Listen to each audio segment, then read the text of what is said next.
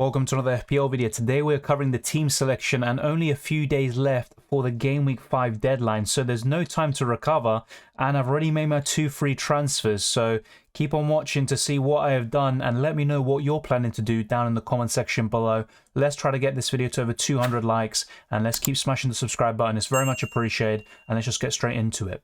I went for Aaron Ramsdale in goal once again. No clean sheet, but he did look much better than he did against Bournemouth in Game Week 3 when he did get those clean sheet points. And he looked much more secure, but there are better options in the Arsenal backline, including William Saliba. So it does become a bit tricky with Ramsdale. He's not a weak link in my team, but he also blocks that potential move from Robertson down to Saliba, which can also improve another position. And that's why Ramsdale has suddenly become a sudden target in terms of moving him out. And I'm not a big fan of goalkeeper transfers, especially when it involves hits, but I think Ramsdale out could actually be worth it, and I'll be discussing this later on in this video. A clean sheet is possible against Aston Villa at home, but then some pretty tough fixtures such as Man United away. Despite their kind of turbulent start to the season, I still think United will slowly pick up, especially with Antony now coming to the club. Casemiro will probably start some games, and that could be a really tough test for Arsenal. And I don't see too many clean sheets maybe in the next 3 or 4, despite the fixtures looking very good on paper. Everton at home is also another good one,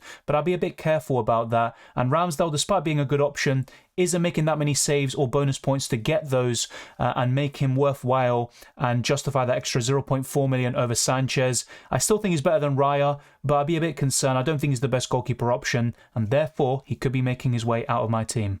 With limited options in the midfield, I'm kind of forced to always play 5 at the back. It's a conscious decision from my Game Week 1 team selection, and Cucurella and James did get assists against Leicester, both assisting Raheem Sterling. Trent and Robertson also producing some huge returns. It was a bit of a role reversal this week in terms of midfielders and defenders getting me the points. Cancelo was the big letdown, but I did highlight him in my team selection, the previous one, where I did say that if there was anyone to possibly not get a clean sheet this week, despite City being the best defence, Crystal Palace at home was a tough cookie to crack. And Cancelo, I just didn't really have that much confidence in him getting points. And I was right. I was surprised at the nature of that game. Palace going 2-0 up and then ultimately City making the comeback. It was an incredible game of football. Ultimately, it was a good performance in terms of my backline this week, but I am still looking to make some changes and maybe take some money out of the defence and invest it into the other positions. But still, a good week for these 5, maybe with the exception of Cancelo. And Ramsdale in goal didn't help things too much either, but really good to see from the Liverpool and Chelsea fullbacks. If you remember correctly, last week, all of my defenders failed to score 2 points. It was absolute travesty, everyone getting 0 or 1 pointers. But this time round with the midfield, all of them blanking, this might be even worse because it involved my captain, Mohamed Salah, blanking, not a goal or an assist, in a 9-0 victory. Now, we all know this, and I hate to say it brings out maybe a bit of PTSD.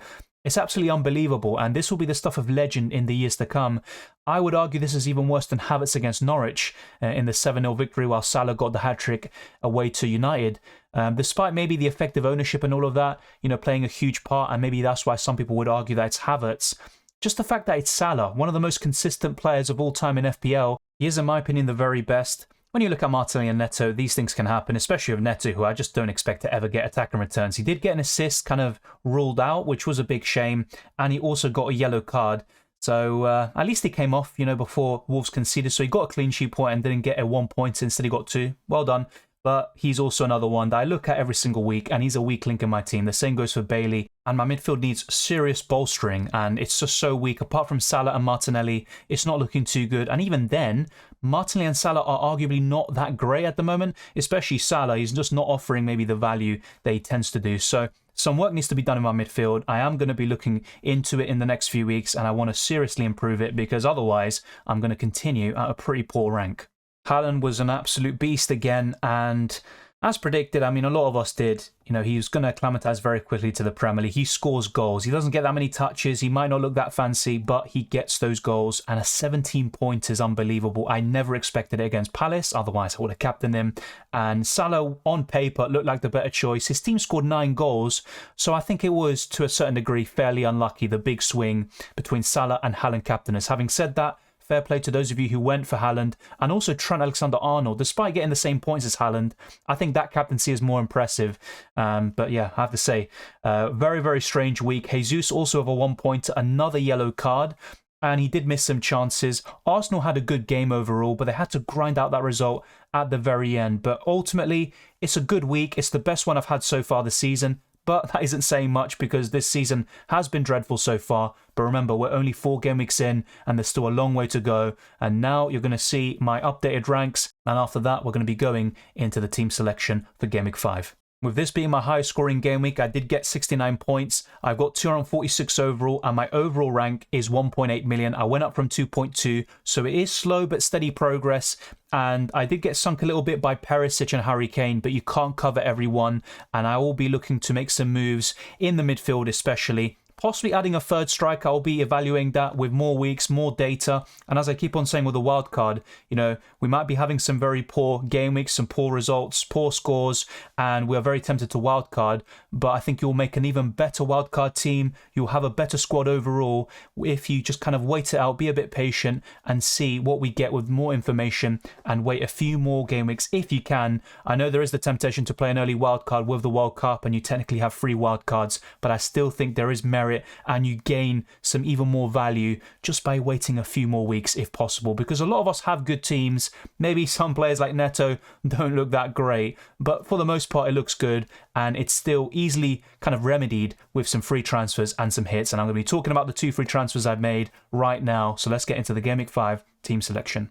There won't be many times when I'm talking about a goalkeeper transfer, but I've done it. Ramsdale to Sanchez, a bit of a luxury one, you could argue. There are definitely some areas of concern around other areas, such as the midfield, and I will be remedying that, don't worry. But yeah, you could say, why not do Robertson to Saliba or Robertson to Perisic? I don't mind the idea of keeping Robertson for Newcastle, despite it being a tough fixture. And as we'll talk about in the defender section, I still think he will get the starts, despite Tsimikas looking very impressive against Bournemouth. In 60 minutes, he got 2 assists, which is more than Salah. But anyway, Sanchez away to Fulham. It's not an easy game, and you could argue that Ramsdale at home to Villa has a better chance of a clean sheet. But I look at the next 3-5 game weeks, and I do prefer Brighton's defence, and I honestly think I would rather have a Saliba to cover the Arsenal defence. And the best way to cover Brighton is for me Robert Sanchez, and I've gone for that. I've gained 0.4 million by making that move, and it also helps me make another one in the midfield. So I've gone for this. Maybe it isn't the best idea on paper, but it's my gut feeling. I've gone for it. I won a few stakes in the Brighton defence and in other areas. I think Brighton are looking like a really good team at the moment, so I have gone for Robert Sanchez in goal. Guess what? I'm going for a back 5. It's going to be the same case every single week onto our wildcard. But Cucurella and James away to Southampton, I do like the idea of that. And I'd actually rather have these 2 than Perisic for this week when you look at the fixture. Cancelo at home to Forest, if he does start, I think could be the best defender to captain this week. And then 2 Liverpool fullbacks at home to Newcastle. They could concede, and they're probably the most likely out of all these teams to concede when you look at the fixture. But Liverpool looked absolutely sensational against Bournemouth. Yes, Bournemouth were woeful, but Liverpool are also very, very good. And the only concern I would have with this backline is if Robertson starts. There is the possibility of Tsimikas getting one, but I still believe Robertson will start in Game Weeks 5 and 6. I may be wrong. There is obviously going to be the possibility of him being benched, but I will back him, and I'm happy to keep him for another week. But he is the defender I look at, apart from Cucurella, who is the most disposable. And Cancelo, James and Trent make for a very good backline, but my defence is obviously very, very expensive. They offer great value, and they will get a lot of points throughout the whole season. But it has come at the detriment of my midfield. Bailey and Neto can't keep on starting for me every single week. I need to make some improvements, and that's why this defence will be looking much different in the weeks to come. But as of right now, it remains the same, and it looks pretty good for Game Week 5. While this isn't great, it's certainly looking much better than in previous weeks. I brought in Grosh, of course, for Pedro Neto, my 2 free transfers, all Brighton-centric, and I think this will significantly improve my team in the long term. I've also got Salah and Martinelli, and look, everyone's going to be losing faith in Salah. Should we sell him? Should we hold? I'm of the opinion that we should hold, and he's even a great captaincy option, especially if you don't back the likes of Erling Haaland to start in Game Week 5. So for me, keep the faith. Salah is still a fantastic FPL option. He has set the standards so high.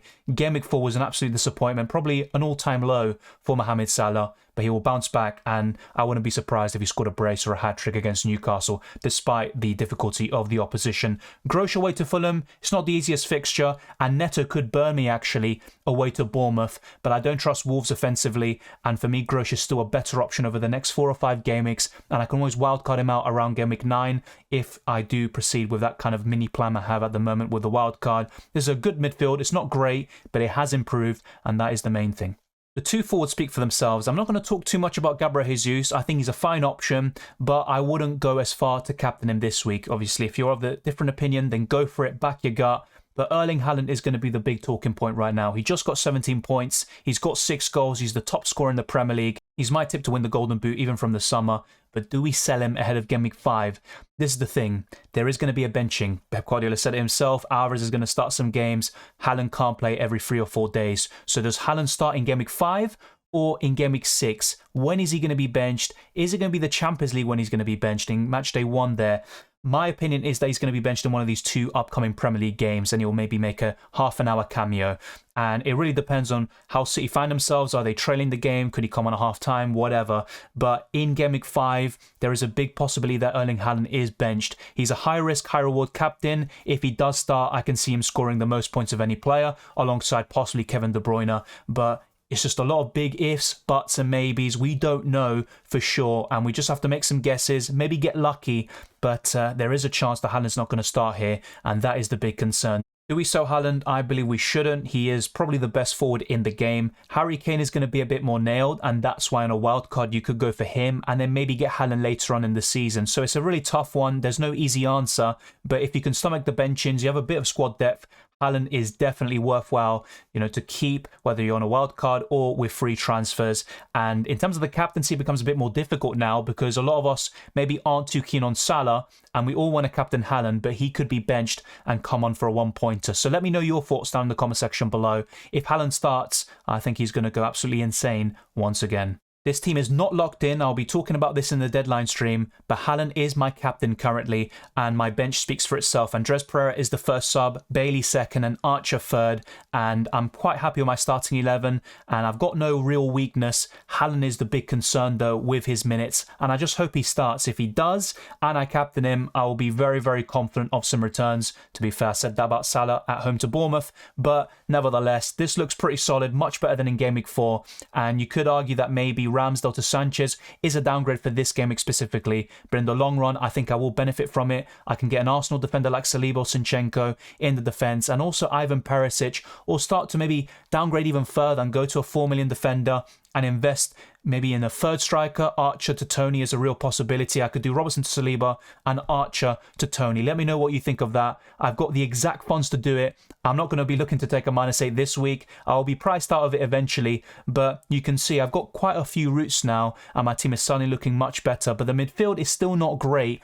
And if Grosh suddenly stops producing returns and he goes back to the usual Grosh, which is a non-FPL option really, then I will be in trouble once again. But I am quite confident he will continue his form, and I'm very, very confident Brighton will continue to do well and that this team will score even more points than in the first 4 game weeks of the season. But thank you very much for watching. If you enjoyed this video or found it useful, be sure to smash the like button and subscribe if you're new. Let me know your situations down in the comment section below, and be sure to join us for the deadline stream. It was great to see so many of you in the reaction stream, and it's always a pleasure talking to you. So I wish you all the best of luck for Game Week 5 and the rest of the FPL season. Tune in for the UCL fantasy content, including the team selection and the deadline streams that will be happening very soon for match day 1. Be sure to follow us on Twitter and Instagram as well, DylanRCM. Let's get this video to over 200 likes, and we're very close to 13,000 subscribers. You can join our Discord server and the FPL League by checking the links in the description below, as well as becoming a Patreon or a channel member. So all of that would be much appreciated. I wish you all the very best, as I said before, and I'll see you